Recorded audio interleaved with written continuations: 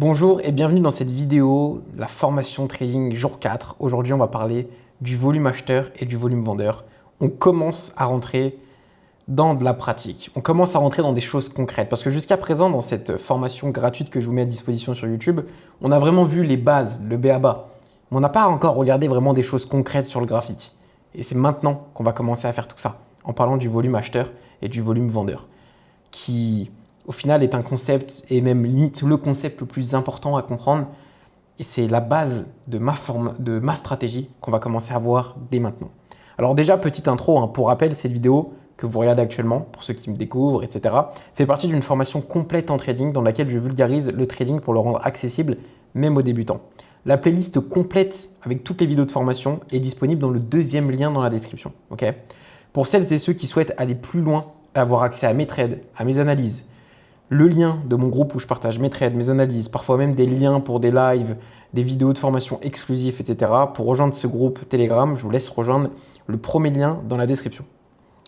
À noter qu'il est fortement recommandé de prendre des notes et de revisionner les vidéos si nécessaire, car la compréhension du trading se construit progressivement, étape par étape. Bien évidemment, tout ce qui est partagé ici est à but éducatif et ne constitue pas un conseil en investissement.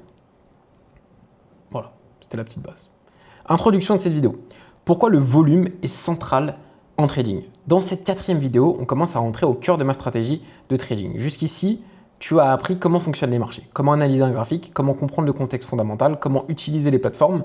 Maintenant, on va répondre à une question essentielle. Qui fait vraiment bouger le marché? La réponse est simple, les acheteurs et les vendeurs.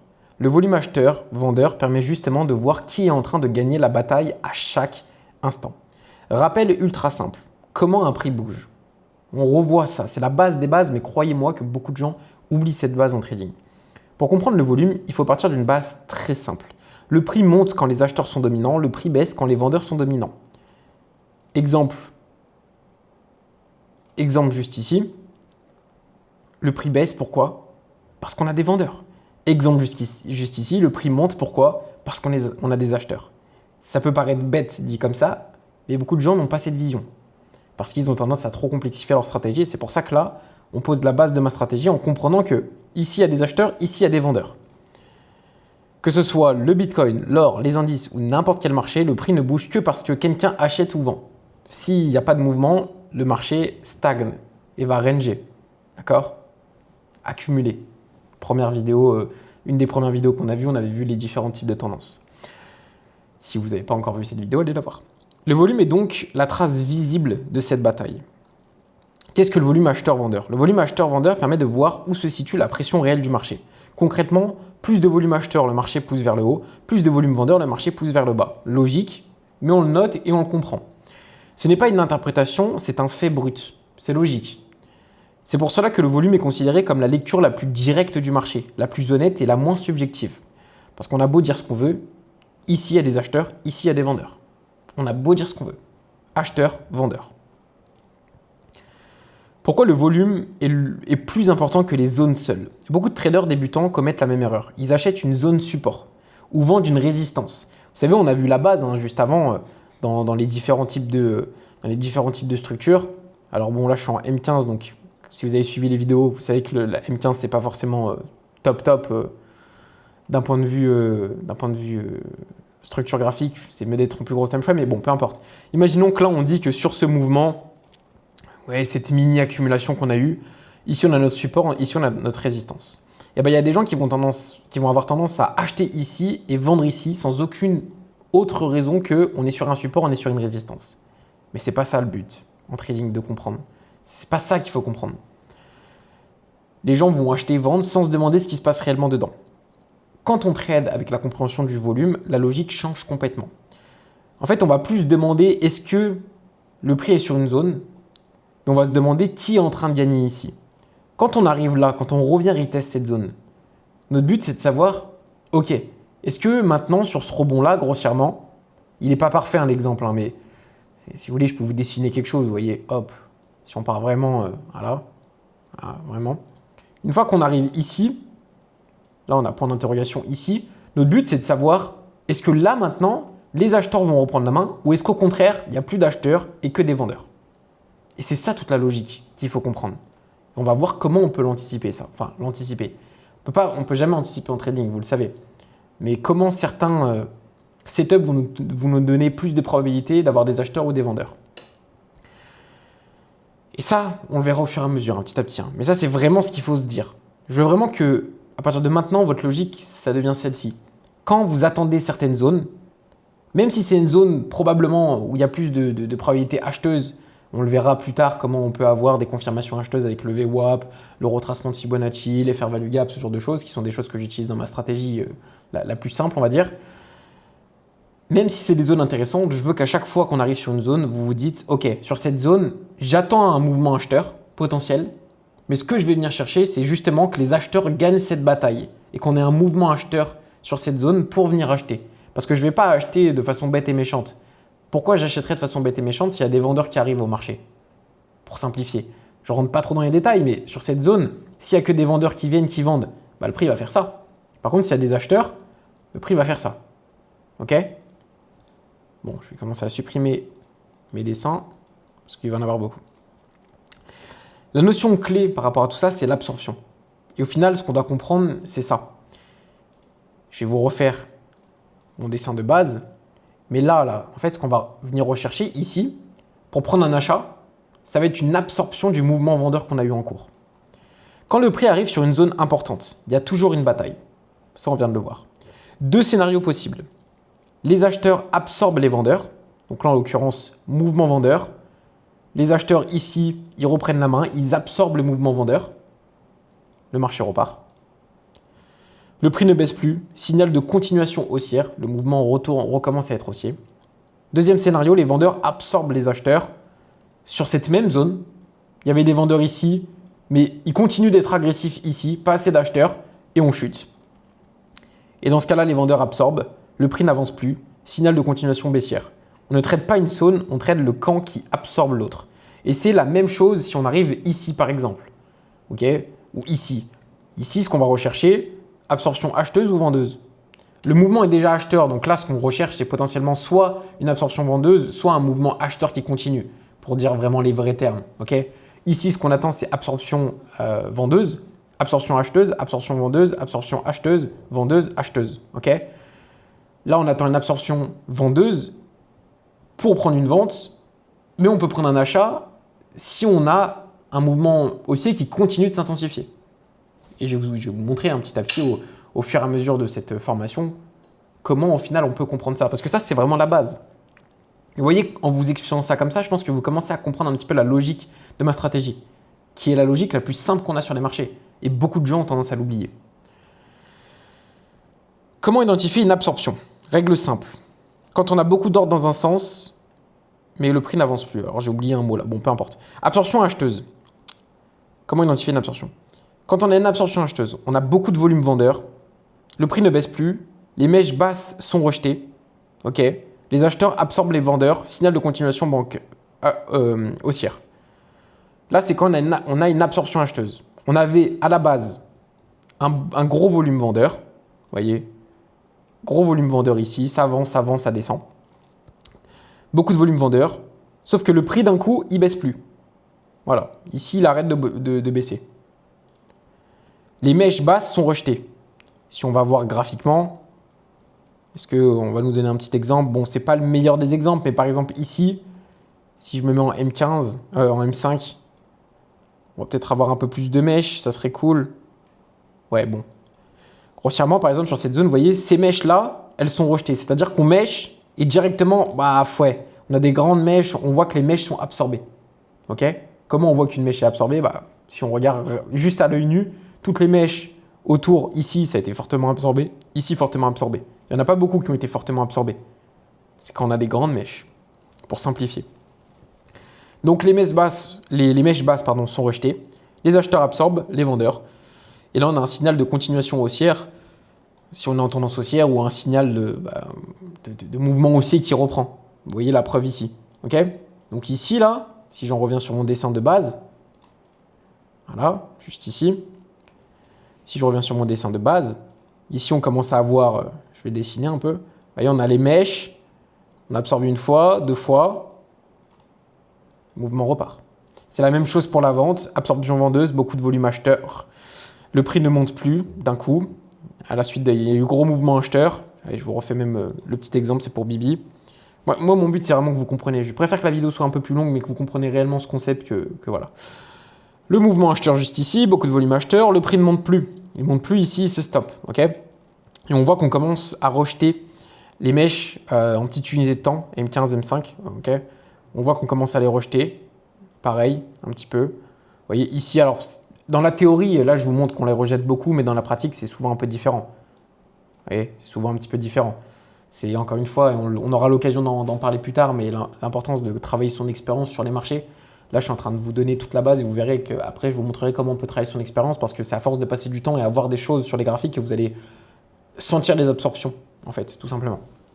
Donc, sur cette zone, les mèches hautes sont rejetées.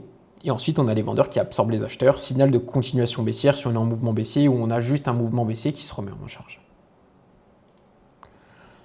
Encore une fois, on ne trade pas une zone, on trade le camp qui absorbe l'autre. Ça, au final, c'est ma logique de trading dans ma stratégie où moi, je trade l'order flow. Donc, je le trade, on le verra un peu plus tard avec d'autres outils comme le carnet d'ordre, ce genre de choses. On aura l'occasion d'en parler plus tard. Mon but, c'est de vous poser la base de ma stratégie. Mais du coup, il faut comprendre que ma stratégie, sur la base, elle est volontairement simple. S'il y a des acheteurs, j'achète. S'il y a des vendeurs, je vends. Logique. Je ne cherche pas à anticiper le marché. Je cherche à me placer dans son sens réel. Forcément que si je fais mon analyse, je vais supprimer mes dessins. Supprimer ces dessins, hop. Je vous simplifie là. À l'œil nu, là, on a une zone sur laquelle on a plus ou moins... ok, ici, vous voyez, à l'œil nu, pardon, je simplifie, hein, mais c'est une zone sur laquelle on a eu très souvent des acheteurs qui ont absorbé des vendeurs. Donc là, ça peut être une zone que je peux attendre. Vous voyez? Donc je peux placer mon alerte juste ici de ce qu'on a vu. Je peux faire mon analyse. Vous voyez, je complexifie même pas pour le moment. Ça peut être une zone que j'attends. Ok. Vous voyez? Ça, c'est ce que j'appelle souvent des zones d'intérêt. Des zones sur lesquelles on a eu des grosses réactions dans le passé. Pour moi, c'est des zones d'intérêt. Et c'est des zones que j'attends pour potentiellement avoir la même réaction. Mais quand j'arrive ici, j'achète pas direct. Non, non, non. Déjà, je mets toujours mon alerte un peu plus haute. Comme ça, quand mon alerte sonne, je sais que je dois venir voir le marché. Je viens en M15, en M5, voir si on rejette. Je simplifie parce que je mets d'autres outils. Et pour vous expliquer la logique, si jamais on devait juste trader comme ça.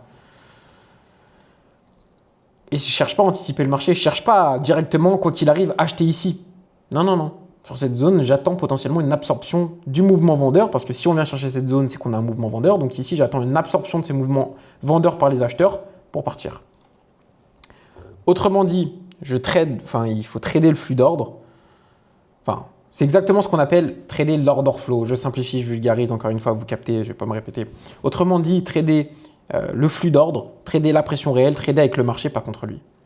Quand je dis que je trade l'order flow, ce n'est pas une notion abstraite. Hein. Je m'appuie concrètement sur des outils et des indicateurs qui me permettent de voir les flux entrants et sortants du marché, comme le carnet d'ordre, le VWAP ou encore le footprint.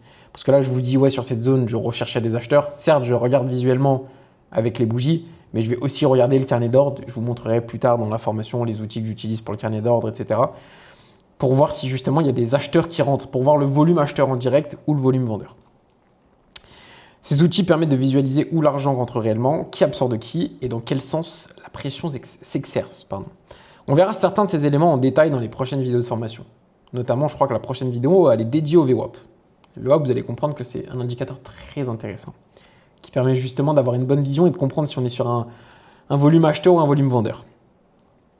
La tendance et le volume sont tes amis. En trading, il existe une phrase très connue. The trend is your friend. French accent. Do you like? Moi, j'ajoute toujours le tendance et le volume sont tes amis. Une tendance sans volume est fragile, un volume sans direction est confus.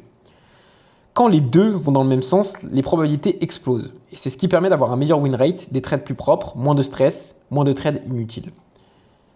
Vous voyez là, on va simplifier, hein, je vais mettre en H1. Bon, après, en ce moment, le BTC est un peu éclaté, donc je vais mettre sur le gold. Voilà, voilà par exemple. Allez, là, c'est toutes les zones que j'attends qu'on ne vient pas forcément chercher. Pour en revenir sur la base de ce qu'on a déjà vu, si on regarde là graphiquement, actuellement, qu'est-ce qui se passe? Sur le gold, on est haussier, tendance haussière. On le voit, on a des points bas de plus en plus hauts et des points hauts de plus en plus hauts. Ok. La tendance est haussière. Le volume est haussier aussi. La probabilité d'avoir des achats, très élevée. Simple. Très simple. Quand les deux vont dans le même sens, les probabilités explosent. Et la preuve, on explose à la hausse, à la hausse, à la hausse, à la hausse. On verra dans les prochaines vidéos comment on peut rentrer sur des petits retracements grâce au VWAP, grâce au retracement de Fibonacci, grâce au Fair Value Gap, ce genre de choses. Mais là, je vous pose la base. Et dites-vous que cette logique-là, sur les marchés, beaucoup de gens ne l'ont pas. Alors que pourtant, c'est la base la plus essentielle pour moi. Comprendre le mouvement acheteur ou le mouvement vendeur. Et ceux qui vont... Parce que vous verrez, en trading, des fois, il y a des personnes qui disent non, il n'y a pas besoin de ça pour trader. Mais ça, cette notion-là, elle est essentielle. Pour trader BTC et le gold. Hein.